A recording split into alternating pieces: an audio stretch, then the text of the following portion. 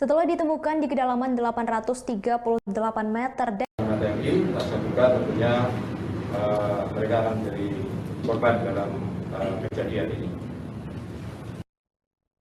Setelah ditemukan di kedalaman 838 meter dan dinyatakan terbelah menjadi 3 bagian, TNI juga merilis penampakan bawah laut saat KRI Nanggala 402 ditemukan.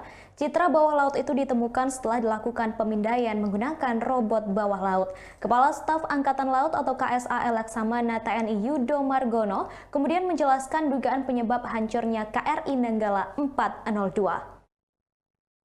Dalam konferensi pers yang digelar pada Minggu 25 April 2021, Panglima TNI Marsikal Hadi Cahyanto menjelaskan KRI Nanggala terbelah menjadi 3 bagian.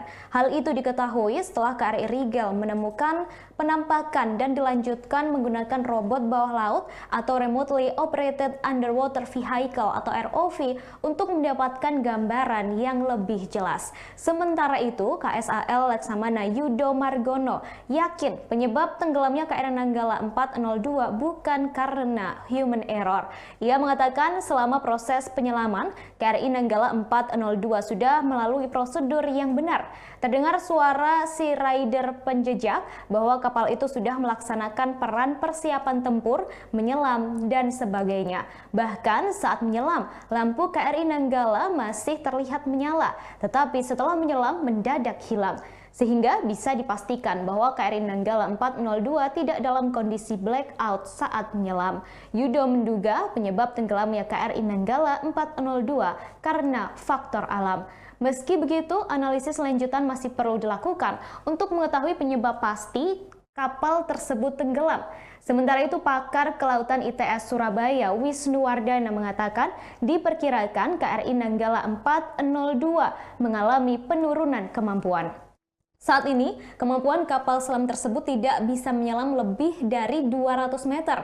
Menurutnya, kapal ini dibuat pada 1980 dan didesain maksimum berada di kedalaman 300 meter. Kemudian, seiring berjalannya waktu dan penambahan usia kapal, ia memperkirakan kemampuannya kini tak lebih dari 200 meter. Kemudian, Wisnu menyebut tekanan hidrostatik KRI Nanggala 402 sebanyak 80 bar. Padahal, kemampuan kapal tersebut mendapat tekanan hanya sebanyak 20 bar. Diketahui tekanan hidrostatik air akan bertambah 1 bar setiap turun 10 meter.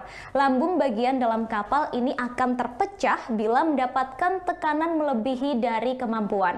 Padahal pada bagian lambung terdapat mesin hingga tempat kru kapal, tangki, baterai, dan bagian-bagian penting lainnya.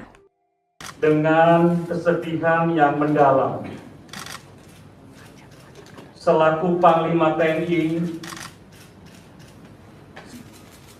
prajurit terbaik Hiu Kencana telah gugur saat melaksanakan tugas di perairan utara Bali. Atas nama seluruh prajurit dan keluarga besar TNI, selaku Panglima TNI, saya sampaikan rasa duka cita yang sedalam-dalamnya kepada seluruh keluarga prajurit yang gugur. Semoga Tuhan yang Maha Besar memberikan keikhlasan, kesabaran, dan ketabahan.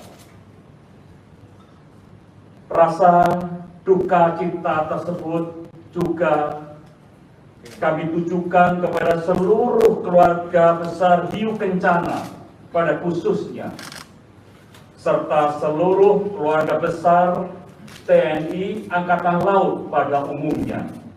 Terima kasih sudah nonton.